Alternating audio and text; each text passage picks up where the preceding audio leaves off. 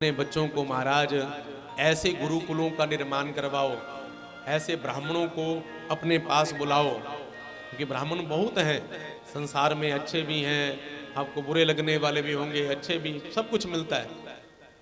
पैसे खर्च करके कैसा अपने गाँव में, क्षेत्र में गुरुकुल बनाओ, जहाँ पर किसी संत महात्मा को बुला करके अपने बच्चों से उनकी सेवा करवाओ। अब यहाँ पर तो हम 7 दिन की कथा कहने के बाद कहीं और कथा करने के लिए चले जाएंगे।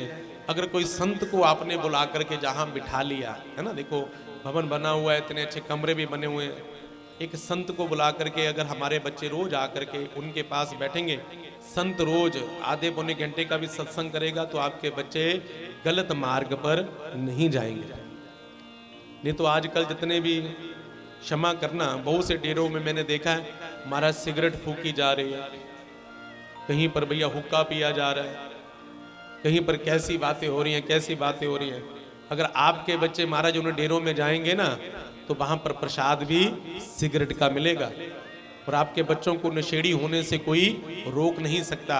और उसके बाद होगा क्या, जो आजकल हो रहा है भैया, किसी का मोटरसाइकिल चोरी हो रहा है, किसी के घर में चोरी हो रही है, किसी के घर में डाका पड़ रहा है, इसके कारण।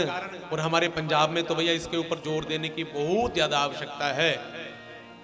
ये जो बच्चे चोरी कर रहे हैं, जो डाका मार रहे हैं, जो महाराज किसी की चैन खींच रहे हैं, ये सारे के सारे बच्चे हमारे ही समाज के हैं। ये क्यों ऐसा हो रहा है? क्योंकि हमने उनको सत्संग नहीं दिया। सत्संग होगा तो महाराज सत्य के मार्ग पर चलेंगे, अगर सत्संग नहीं होगा तो ऑटोमेटिकली ही महाराज उनमें कुसंग आ जाएगा। प्रेम से जय श्री राधे, जय श्री राधे। ये खेत है ना जिसमें गेहूं बो रखी है, इसमें गेहूं बोने के लिए बहुत मेहनत की गई है। जिन भी किसानों ने, जिन भी हमारे भाइयों ने इनमें गेहूं बोई है ना, इन्होंने बहुत मेहनत की।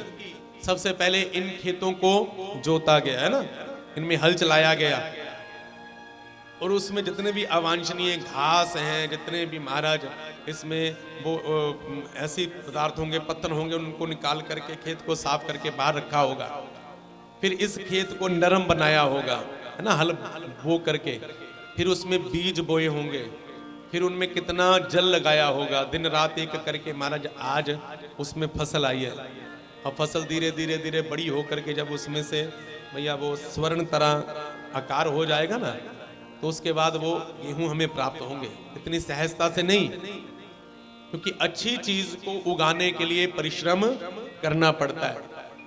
अगर इसमें महाराज गेहूं ना उगाते तो बताओ, इसमें घास फूस उगाने के लिए बीज डालना पड़ता, बताओ, वो अपने आप ही उग जाता, वो अपने आप ही उग जाना था। इसलिए बंधुओं, अपने बच्चों को संस्कारी बनाने के लिए संस्कारों के बीज, बोलो ना, डालने पड़ेंगे। अगर आप अपने बच्चों में संस्कारी बीज नहीं डालेंगे ना, तो ऑटोमेटिकली कुसंग उनमें अपने आप ही आ जाएंगे। नहीं तो आजकल जो हमने अपने मोबाइल अपने बच्चों को दे रखे हैं ना, अरे महाराज कभी कभी तो हमारे ही मोबाइल में ऐसे मैसेज आ जाते हैं ऑटोमेटिकली कि हमें खुद को लज्जा आती है कि कहां से आ जाते हैं। गंदगी भरी पड़ी है पूरे संसार में। हम जितना मर्जी कहें कि भैया कोई कहां से कौन से मैसेज आ रहे हैं, हमें कुछ ही नहीं पता। अपने बच्चों के हाथ में भैया हम अच्छी चीजें नहीं दे रहे। यहां पर देखो भंडारा बनता है, दूध आता है, 1 क्विंटल दूध आ गया, 1 क्विंटल दूध आ गया मैया, मैं कहूं कि मैया इसको मीठा करना है, तो बताओ कम से कम कितनी चीनी चाहिए? बोलो, कम से कम 10 किलो तो चाहिए। 10 किलो चीनी डालोगे तब जाकर के दूध में मिठास आएगी।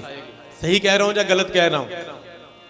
अगर दूध को मीठा करना है तो कम से कम 10 किलो शुगर की आवश्यकता है, चीनी की आवश्यकता है।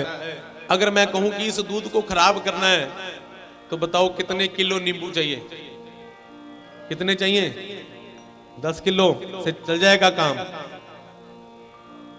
आप कहोगे कि बनी 10 किलो की क्या जरूरत है, एक ही नींबू काफी है, और एक भी छोड़ो, आधा ही काफी है, आधा भी छोड़ो, आधे से आधा भी, और भी छोड़ो, एक बूंद भी टपका दी जाए तो दूध खराब हो जाएगा या नहीं होगा?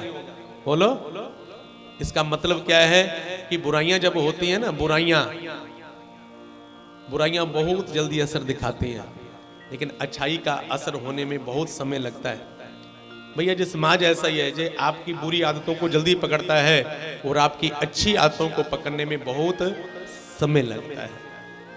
इसलिए भगवान ने पटक लगाई। भगवान कहते हैं अच्छी तरह से समझ जाओ, बन जाओ बंदे। है अगर बंदा खुदा का तो कर हमेशा बंदगी, ताकि उसके सामने तुझको ना हो शर्मिंदगी। भगवान के आगे कभी शर्मिंदा ना होना पड़े,